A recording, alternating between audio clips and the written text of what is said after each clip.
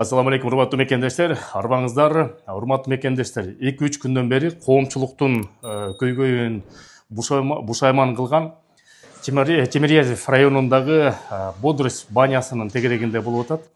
Тилекке каршы жанагындай мыкачылык менен биздин мекендештерди сабап,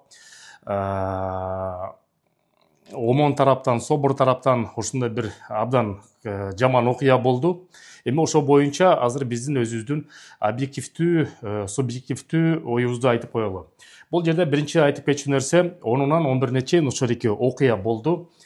Биринчи орус тараптын орусча айтканда претензиясы бул ошол банянын ээлери ошол парковканы көп таксист мекендештер барып, анан кийин жергиликтүү элдер дагы машинесин коеюн десе дагы орун жок, машинеден чыгайын десе дагы орун жок. Ошол себеп болуп, ошонун негизинде бир нече местный жительдерден жалып түшүп, ошонун негизинде текшерүү болду деп атышат.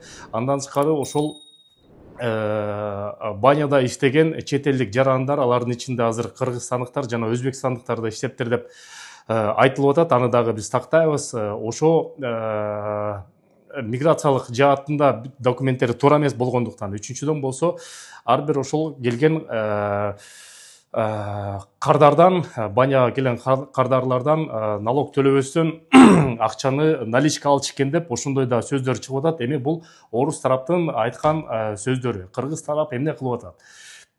Бүгүн дүйшөмбү күнү 14 апрелде Кыргызстандагы Россиянын элчисин Сергей Вакумду биздин тышкы иштер министрлигине чакырды. Ал жерде зам министр Алмаз Имангазиев ал кишиге нота тапсырды. Нота деген бул сөгүш, кыргызча айтканда сөгүштү болсо, ошол Россия Федерациясынын бийлигине жеткирип койгула деп тапшырды. Эми ал нота бул эң күчтүү дипломатиялык тилде айтканда бул сөгүш болуп жарыяланат. Эмнеге биздин жарандар менен ушундай болду? Эмнеге жанагы жерде зомбулукка, урууга ким уруксаат берди? Же болбосо жакшынакай эле кирип документин текшерсе болмок деген ошондой сөздөр болуп атат. Бүгүн элчиликке дагы ошол жабыркагандар барышты. Тилекке каршы 4 эле барыптыр, бирок арыз жазбайбыз дешиптир.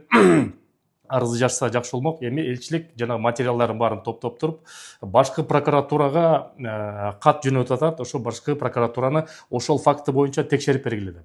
Буга чейин Кыргыз Республикасынын депутаты Жанар Акаев дагы өзүнүн Facebook баракчасына бул жөнүндө чыгарып, жогорку трибунадан дагы бул сөздөр айтылды. Эмнеге ошо биздин жарандар Евразия экономикалык бирикменин өкүлү болгондон кийин, өнөктөш стратегиялык чоң өнөк болгондон кийин мындай басынтууга кабылып калды деген дагы ушундай сөгүш болду. Эми тилекке каршы жана жабыркагандар бирөөсү дагы арыз жазбайбыз деп атат. Жабыркагалардын ичинен 4-өө чын эле документтери туура эмес экен. Тилекке каршы алар Сахаров аркылуу выдворение, депортация болуп кетти. Калгандарына болсо административдик укук бузуу деген берене менен азыр административдик штраф төлөнүп туруп, ошондой учурга кабылып калды. Эми элчилик азыр бүт документтерин топтоп туруп башкы прокуратурага кайрылгандан кийин бул иш дагы көпкө чейин созулат. Бирок орус тараптан же болбосо айрым ошол орус тараптын өкүлдөрүнөн бул келе жаткан 9 май 80 жылдык улуу ата мекендик согуштун 80 жылдыгына президенттер келет. Ошонун алдына болгон провокация деген дагы бир ошондой сөздөр болуп атат.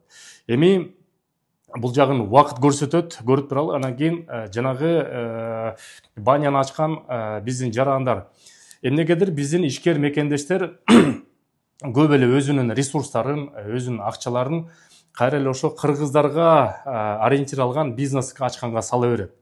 Мисалы үчүн Россия Федерациясынын Москва шаарында алсак 400 миңден ашык кыргыз бар, 400 эле миң. Москва жергесинин өзүндө башка улуттардын баарын алып келгенде Москва, Московский область кошкондо 20 миллион калк бар. Ошо эмнегедир ошо бизнести биз 20 миллион калкка ориентир албай эле, орустарга тиешелүү бизнес ачпай эле, ошо кыргыздарга тиешелүү эле бизнес ачып беребиз. Эмнеге азербайжандарга окшоп, армяндарга окшоп биз чоң бизнес ача албайбыз, башка улуттарга бизнес ача албайбыз. Себептен аң сезимди чоңойтуп, ошол бизнести ошол эле акча кетет. Орустарга ачып койсок, мисалы үчүн, орустар келтирип, андан көрө акчасын ошо кыргыздарга төлөп кеткендей болсун. Бул жаатынан Армян диаспорасы, Азербайжан диаспорасы абдан акылдуулук менен иштешип, ар бир бизнес ачса дагы, магазин ачса дагы армянга тиешелүү кылып ачпайт, өзүнүн жердешине тиешелүү кылып ачпайт, өзүнүн жердешине эсеп албайт.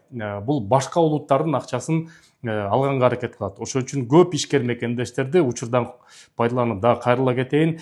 Чоң бизнес ачканда ошол эле акча менен башка чоң рынокко ориентировалып туруп, башка чоң рыноктун акчасын чөнтөгүбүзгө тартканга аракет кылыш керек мекендештер.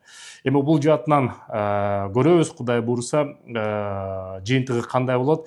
Бирок чоң сигнал кетти. Ошол сигналдын аркасынан дагы бир жеңилдиктер Кудай буйруса болот. Себеп деген бул чоң сигнал болду, президенттин деңгээлине чейин жетти. Сак саламатта болуңуздар. Силер менен Кубанычбек Осмонбеков, Кыргыз диаспора кеңеши. Көрүшкөнчө. Урматтуу мекендештер, бүгүнкү күндө Кыргызстанга тыйын которуу системасынын эң мыктысы бул банк мери привилегий болуп жатат. Эмне үчүн эң мыкты? Башка банктар аркылуу Кыргызстанга рубль менен тыйын которсоңуз, ал жерден сом менен берет, ошол жерден акчаңызды жетиресиздер. Бул жерде болсо бүгүнкү күндө эки банк менен иштешип атат. Бул банк Байтүшүм жана банк Компаньон менен. Кыргызстанга рубль менен которосуңар дагы Кыргызстандан ошол банктардан рубль менен кайра аласыңар. Каласаңар сом менен алыңыздар, каласаңар доллар менен алыңыздар. Уюлдук телефон эле банк мери привилегий деп приложениени көчүрүп аласыңар дагы. Мен азыр ссылкасындагы QR кодунда киргизип коем. Тыйын которуп атканда мекен деген промокодду жазсаңыз, силерге эң арзандатылган скидка менен, пайыз менен которсоңуздар болот. Кыргызстанга экономикасына тыйын которуп, Кыргызстан экономикасын колдой берет.